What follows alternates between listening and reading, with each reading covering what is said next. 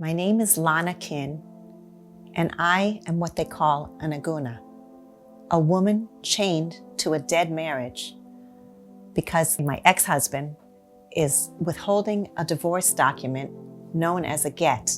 It just seems like a little piece of paper, but really, withholding the get does not allow me to remarry. It's as if I am married to my ex forever until he releases me at his own whim. And that means that I am struggling for my freedom as a woman. I'm actually trapped. That is the severity of being an Agunah, and I have been like this for 16 and a half years. Do you have like a philosophy by which you live by? If I were to focus on what I've suffered through, I wouldn't be human, and I wouldn't be able to go on, be a mother, have a family, run a business. Being a religious, frum woman and following halacha, it's so painful to see how twisted everything became. They do this to a lot of women. They claim to be holding a get, but the woman never can obtain it. They never can get to it. I've called them many times. You never can get this get, and then I don't even know if it's there, and then the get's not even accepted. So my hands are tied. Get refusers fall into two categories. One relatively simple, one much more complicated. The simple one is simply an extortionist. There's someone who knows this woman is at his mercy. Maybe there are people she's connected to who have money, and he wants money. Most of the times, in my experience, the complication is that the get refuser has a serious personality disorder, a diagnosable personality disorder. Generally something in the area that psychologists would call either sociopathic or narcissistic or borderline. I try to do everything to appease him, but it's like he's so vindictive. His goal is to torture me. It's also strange. He got remarried. He and his wife tell everybody he gave me a get and I won't take it. His family, everybody, whoever, all his supporters say this. That he gave you a get already. So there's actually a dispute on what factually, logistically happened.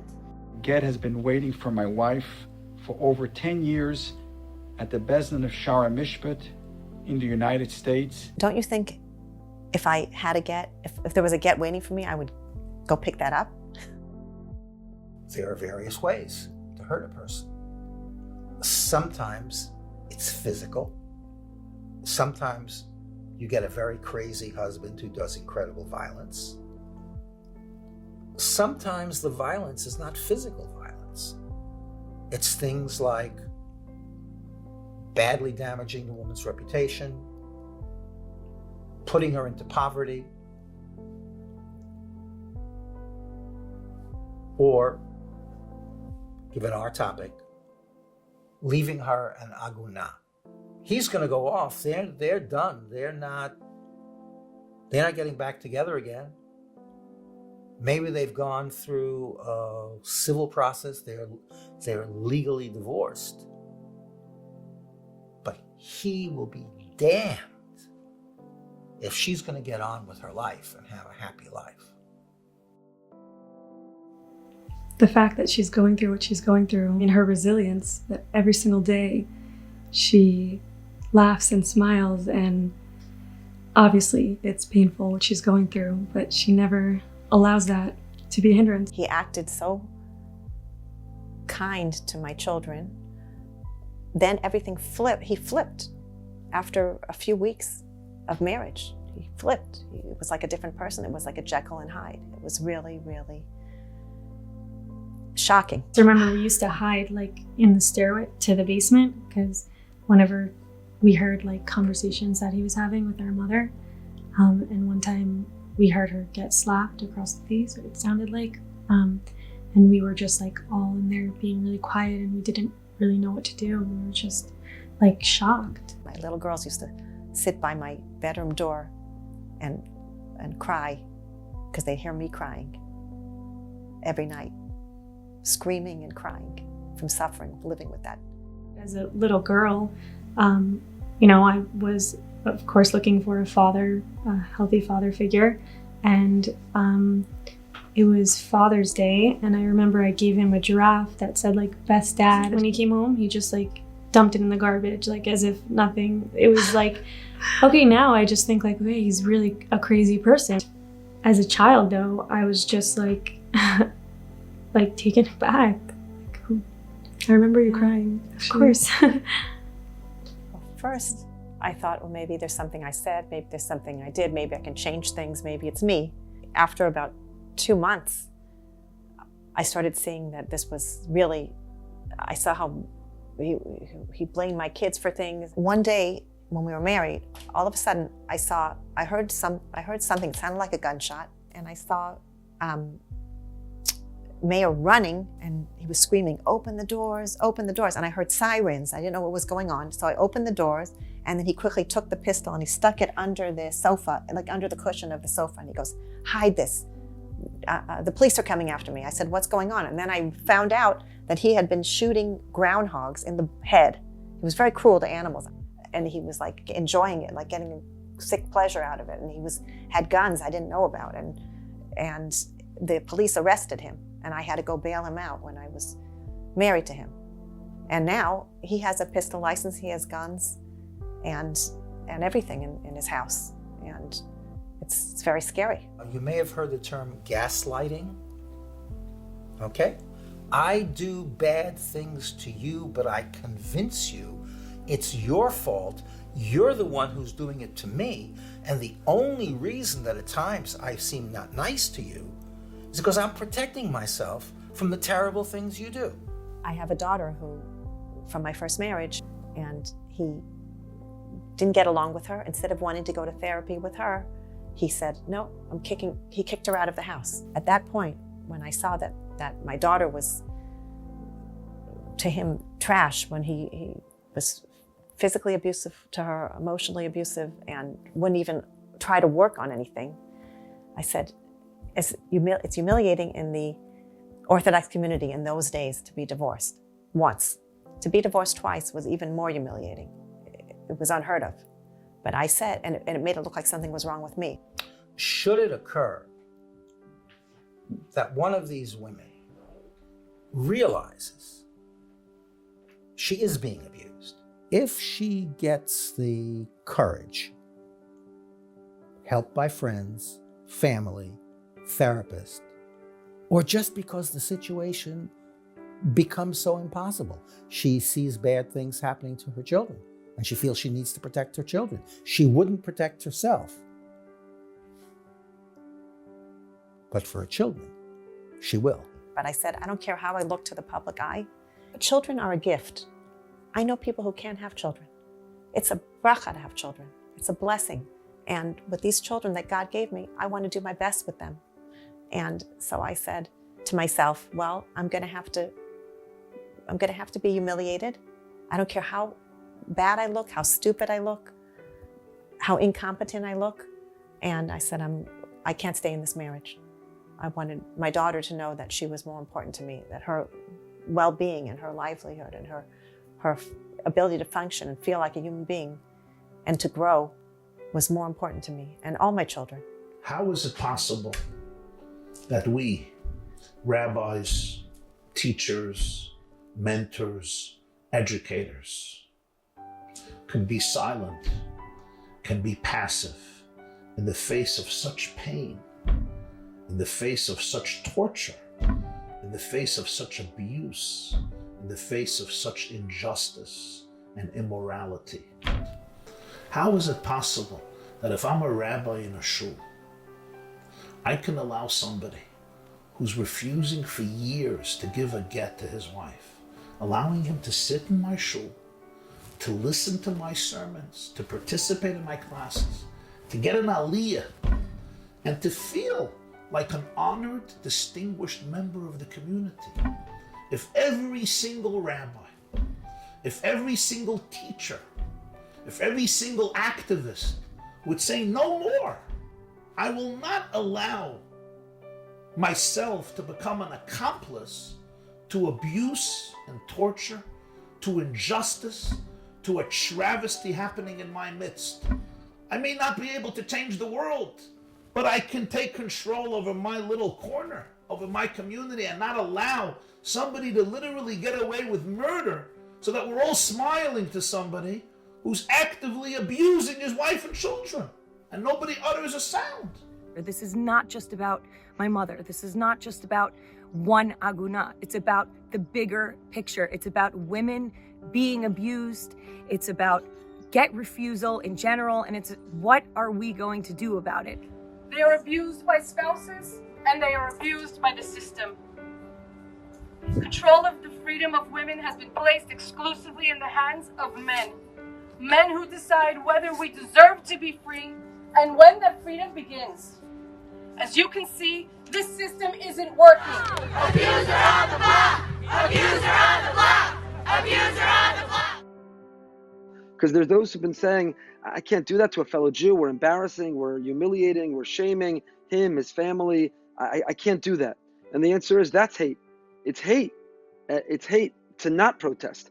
Because to protest, to rally, is to speak to the Pintel Yid, the neshama inside the person, and say, we know what you really want to do more than you know. And we're going to try to remove the barriers and peel back the layers and get to the core of who you are, which is someone who wants to do the right thing. Can you summarize for us the last hours that he was in this house, the last time he was here and his way out? Because he has this part of his personality that he's this insensitive side that is almost like stoic. And sometimes he even smiles during that time, so it's like a cruel smile. I remember him smiling like that, like a cruel smile. And he was standing here outside my house on my front porch and said, okay, I'm leaving now. You're never going to get a get from me, ever. When we found out that Meir was getting married to another woman, we were sure that she would get her get then. And, just our hopes. Obviously, God runs this world. Hashem has a master plan, and we know that. But it was just so hard because we had such high hopes then. Meir's mother, who is now, she's passed away, they delayed her burial. That wasn't my doing. The rabbis across the country were so incensed, so angry about my case, that they all got together and so made a ruling that Mrs. Kin, her body was flown to Israel, and she was not allowed to be buried in Israel until Meir gives me a get. So all they had to do is call Meir and say, look, they're not allowing the burial. Please, Meir, just give her a get. Instead, they chose to leave their mother's body, the nifteris, on a tarmac, lying there for 10 hours while they went to they have the connection, and they made some deal. Meanwhile, a year and a half passed. I shouldn't have had to wait 2 months for a get. I'm in my 17th year. Hanukkah started my 17th year without a get. If Eliyahu really cared, then he would have made sure that his brother gave that get. Do you think he was sabotaging it? Yes, I do. How do you I think all the Kins are sabotaging it. I don't know the exact relationship he has with each of his relatives, but somehow he has them all convinced. It doesn't make sense.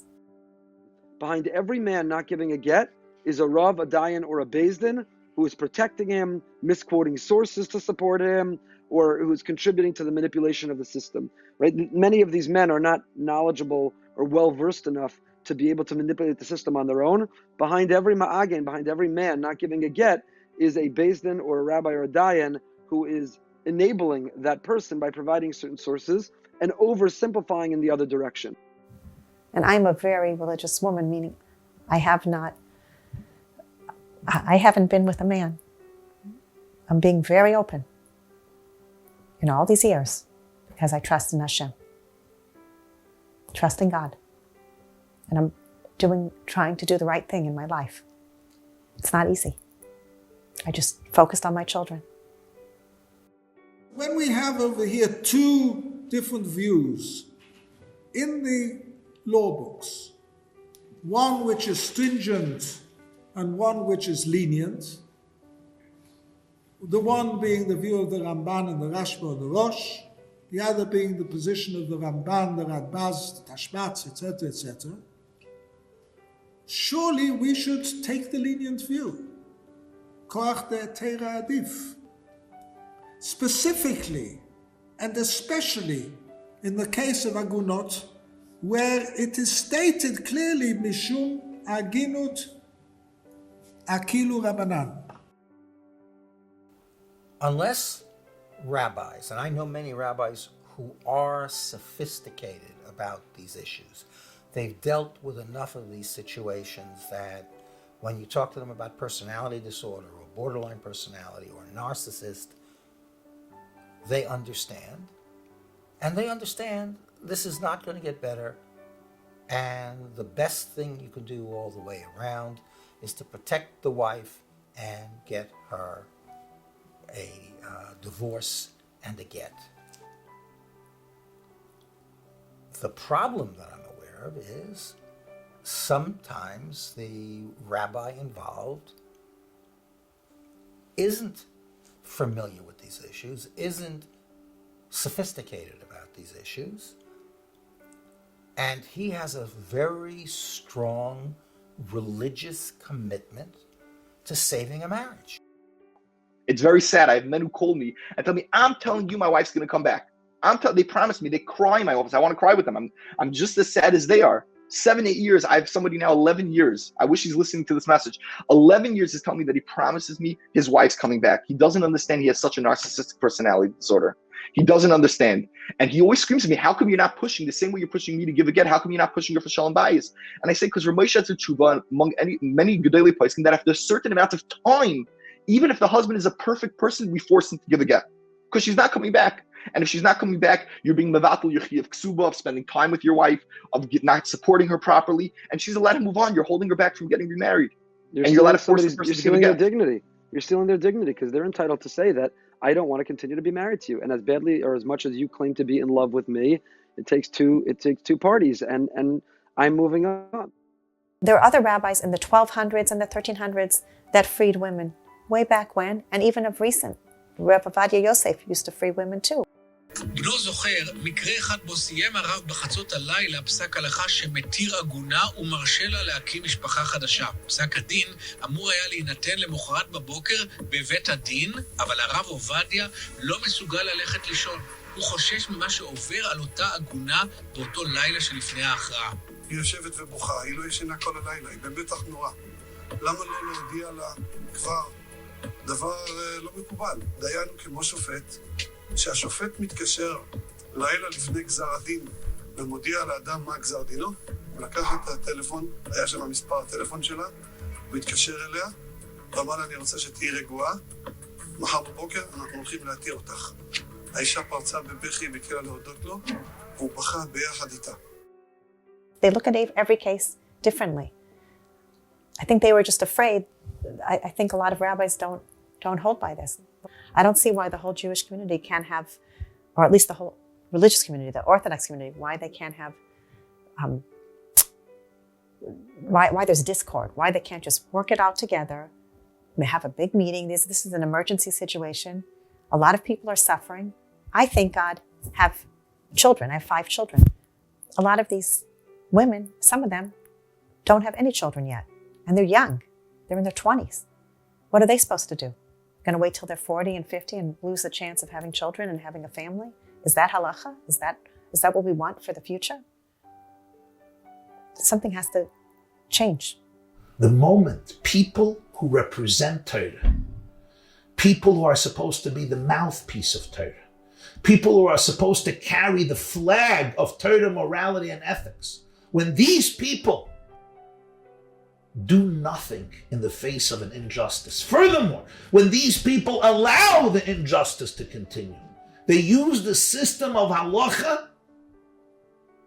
to torture women They are the greatest oppressors of Judaism. They become the one who turn off the most people from Yiddishkeit. And sometimes the Yitzhahar dresses with a beard and a very chashuv kapata and a very big up hat, and he has a sign on his door, and he tells people Mar Mekaymis and Halacha, and it's very, very, very sad, because the Halacha, the Torah is their Acher Dachinaim. It makes perfect sense. So the problem, finally, is not a problem of halakha so much as a problem of sociology. The nature of our Batei Din, the nature of our Dayanim, the radical move to extreme right, the fear and the unwillingness to take the courage to take a lenient position. It's always easier to say asur than mutar. It's always easier to say it's not kosher than it is kosher. Because that way you don't have to do any work, you don't have to study or anything like that. That is not psak halakha. How come rabbis are confused and nobody knows what to do? It's almost like the issue of the Agunah crisis is also a symptom of a lot of the disorganization, between our rabbinical leadership and the lack of prioritizing issues that affect women and their agency. And there's no bechira for her. Her bechira is given over to other people who we entrust to be able to assess halachic precedent to free women. It's crucial to changing the future of our families, our women, our children. This could happen to anyone. Could be, I'm a regular educated woman and look what happened to me. I ended up in this mess. Doesn't matter if they're Hasidish, if they're Yeshivish, if they're modern Orthodox, whoever they are, they can end up like this. It's unacceptable, and if he thinks that we're ever going to get tired, never we're going to get tired. Are we going to get this yet? Yes! Are you sure we're going to get this yet? Yes! He says we're not going to get this yet. Yes, sir! Yes! What do you want to get? We want to get! We want to get! We want to get! I believe that it is the prime duty and obligation of all Rabbanim, rabbis, and scholars who are experts in this area to dedicate themselves to figure out and promote and publicize and demand that these methods be implemented ASAP in all Jewish communities to prevent this ongoing horrific injustice. Yes, I feel like Rabbi Willig and Rabbi Schachter, they put together that whole halachic prenup, the prenuptial agreement for a get. My case was one of the cases that was the impetus for this. And after they saw my case also, they really started working very hard on this. And it's been, and Aura has helped also. They've all been making sure that people sign this prenup. They even have a postnup for people who got married without the prenup. And I think that's helped. I am sure this helped a lot of people. One of the greatest mitzvahs is to get a Jew out of prison. Let them free. Right now, you have a lot of reasons going on in your head, but there is no excuse for holding a get as leverage for a divorce. Go to court, go to Beis Din, deal with it. But you gotta let her go. As a community, we need to come together and sign an edict that anyone who refuses to give a get, X, Y, and Z is going to happen to them. And that's it. I love that. And what do you think the X, Y, and Z should be? They can't come to shul, right? They can't put their kids in our schools. They can't join community functions. They're basically, as a community, right or wrong, we basically ban them from being part of our community. How is there a guy that's living on East 5th and sending his kids to, I hear, a community yeshiva? How is he somebody that's with a second wife and he never gave his a get to his first wife? 17 years. 17 years. How could anybody? I don't know. This guy's the son of Levoladin. He's refused to give his wife a get for well over a decade. You can leave now. Give your wife a get and you're more than welcome to daven here, anytime. The Beis Din of America has issued a seruv against you. There's no seruv against her. The Beis Din of America issued a seruv against you. Give your wife a get. 18 years, Yechiel. It's ludicrous.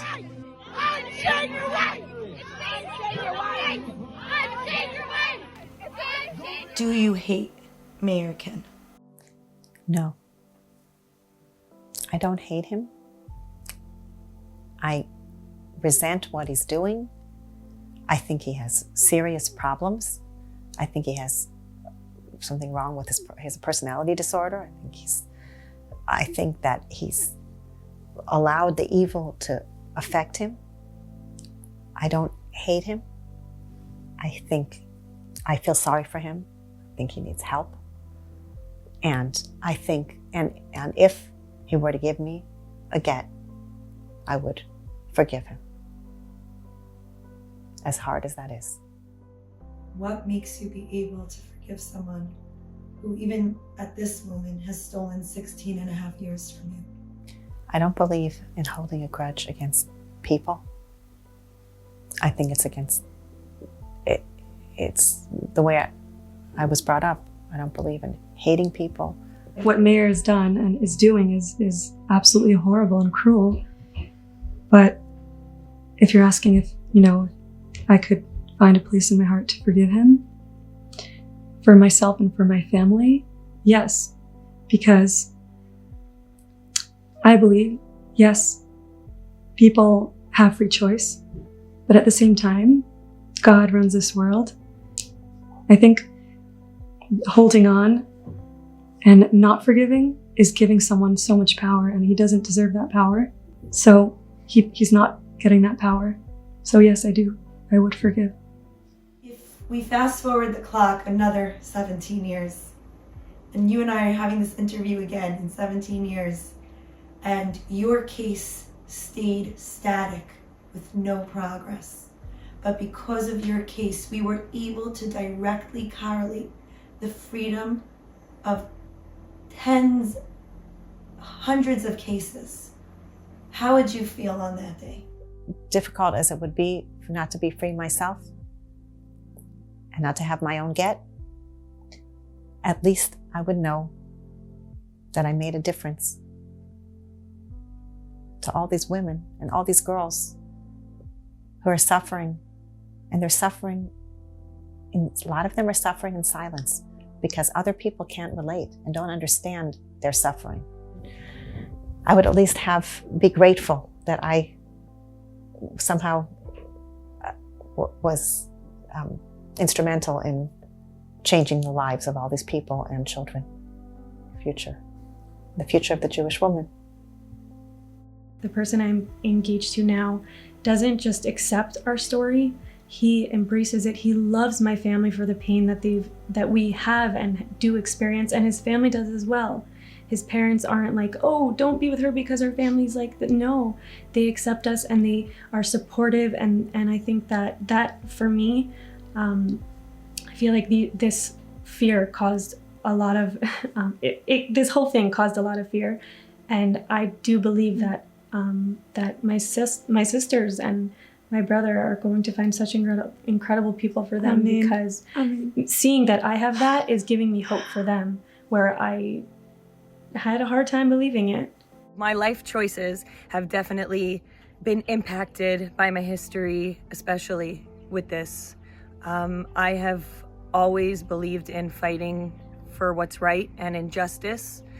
And I graduated high school when I was 24 years old, and I took my LSAT, I got into law school, and I'm 8 weeks to graduation right now, and this is what I want to do. I want to fight for people that don't have a voice of their own. Now, seeing that there's so much support, I think just brings so much light, and it's like, no, this is not your fault, this is not our mother's fault, this is, it's not okay, and many other people are struggling with this, and something has to be done, a real change. Yes. And it's beautiful to see how much support there really is. I always heard of an Agunah my whole life, because we've been involved with Lonna, but, I haven't seen much being done. Always felt so helpless. But now with Chava coming forward with her story, the whole Free Chava movement, and that Dalia Uziel started, and then, everything else on, Nechama, Yvette, Elizabeth, everything. I really hope this brings freedom to Lonna also, because she really deserves it. On a professional level, I remember when we went into closing, the first time we did a real estate transaction, the attorney said to me, there's no one like Lonna here. I know her as a neighbor, I know her as a friend, I know her professionally. I would call her a tzaddikus. My message for the people standing up and raising awareness for Agunot and this whole issue, and going to rallies and doing everything they can to support these people who are suffering and support the Agunot. My message to all of you is, it says in Pirkei Avos, in a place where there is no man, you stand up and be a man. To all the, other children of Agunot or the Agunot themselves, I just want to say that I feel like we're one big family, and if there's anything that you guys need that we can do, please don't hesitate to reach out, and just we're sending you love and support. Nobody should ever know. Nobody should ever have to suffer and know and live with the things that I lived with. Nobody. It's very hard to understand. If a person's raised in a normal environment where they're used to just dealing with people in a regular way, nobody can understand this. It's scary. It's more than scary. It's terrifying and painful. We will always hold on to hope. And I think that's just a very important concept as a Jewish person, because no matter what, we always have hope for the Geula. We know every single day we're surrounded with this concept of redemption, of Geula. I mean, our mezuzahs, talk about Geula. There's just, that's who we are. So no matter what, we always have hope that there will be a final Geula, and no matter what, we'll just hold on to that. I think that's what gives us hope. As a Jew, as a teacher of Judaism, I am profoundly pained by the predicament of this family, by the torment, by the grave injustice. And I pray and hope that all of us will rise to the occasion and help end this debacle and moral travesty once and for all. And I call on all my colleagues, teachers of Yiddishkeit, rabbis, mechamchim, rosh yeshivas, askanim, Rabbanim, mashpiyim, mashgichim, rebbes, rabbis of all kinds and shapes and forms and communities, to unite and stand up to all of these types of acts of injustice wherever they're happening. Ke'ish echad, belev echad, to be mekadesh shem shamayim, and demonstrate the truth that halacha represents the highest standard of empathy, of caring, of connection, of love, and of concern for our fellow human being, especially for Jewish women, when we know that the Gemara says how far the sages in each generation went to protect their honor and dignity and to preserve their freedom and liberty. And by your caring and reaching out, all of you are standing up. You're taking the initiative.